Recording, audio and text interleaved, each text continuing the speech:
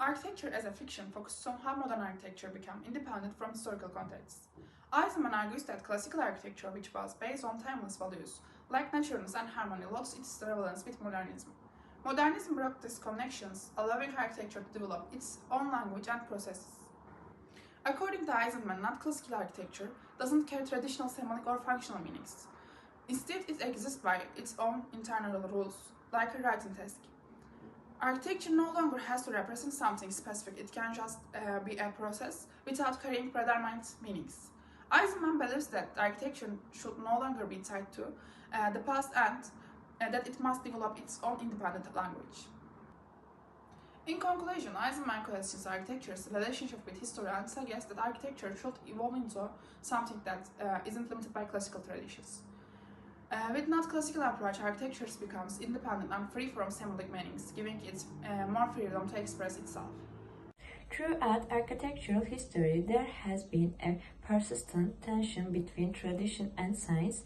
This duality became particularly evident with the rise of modern architecture in the 20th century. Rainer Baham takes a clear stance in this debate, aligning himself with science. According to him, architecture has undergone a scientific revolution, rendering tradition as a cultural burden, and argues that architecture should be based not on habit but on rational and scientific foundations. Modernist movements, especially futurism, embraced this perspective, attempting to sever all ties with the past. Technology and functionality became more important than aesthetic or historical meaning. However, this approach eventually generated its own contradiction. Modernism over time produced its own traditions. Movements such as New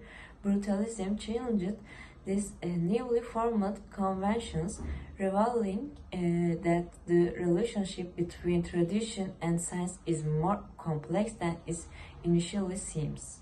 Baham's reductionist vibe has been questioned by various critics.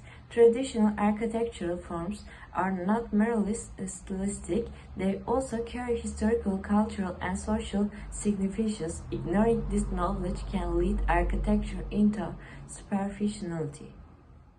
At this point, tradition shouldn't be seen as a fixed formula but as an intellectual and cultural research project. Like Coventry Cathedral demonstrate how a creative and conscious relationship with the past can generate new meanings. Tradition, if filtered through critical reflection rather than the blind imitation, can become a productive ground for architecture.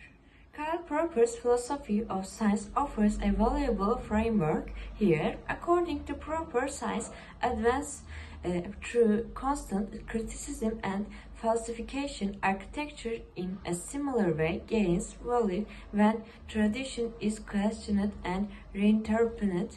Both exception and total rejection are equally flawed. In conclusion, process in architecture requires us to move beyond seeing tradition and science as opposing forces. Instead, both should be evaluated in a critical balance. Tradition is not only a legacy of the past but also a foundation for the future.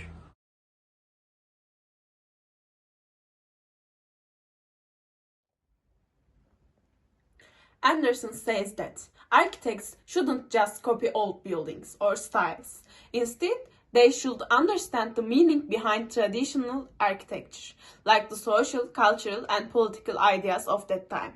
For him, architecture is not only about how buildings look, but also about thinking. It's important to ask why people built things in the past and what their needs were.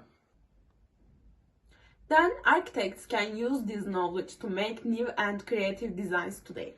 Anderson also thinks young architects should look at history with feminist, queer, and environmental views.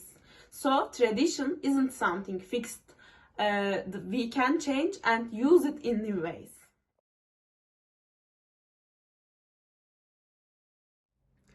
Eisenman says the end of classical means that modern architecture is no longer enough.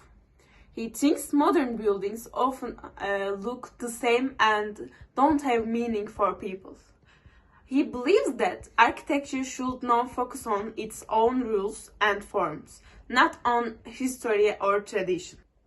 This idea changes how we think about architecture's connection to the past. For Eisenman, architecture is like a language, it should follow its own structure. In the end, he wants architecture to be more independent and not always connected to old ideas or styles. Stanford Anderson and Peter Eisenman's text present opposing attitudes toward architectural authorship and meaning-making. Anderson argues that the architect engage in a dialogue with the past, reinterpreting tradition. Meaning emerges through historical continuity and social context. In contrast, Eisenman positions the architect as an independent theorist who claimed the end of classical meaning structures and seeking meaning within the formal and conceptual logic of the buildings itself. Thus, while Anderson maintains continuity with tradition, Eisenman creates new meanings through the radical break from it. In our view, a less open-ended thinking has more political, while a standard human-centered painted local focuses on familiar spatial patterns and human needs. It can sometimes be too rigid. A less approach by emphasizing complexity and adaptivity better address the unpredictable and dynamic nature of today's building environment. This flexibility allows architects to design a system that can evolve and adapt over time.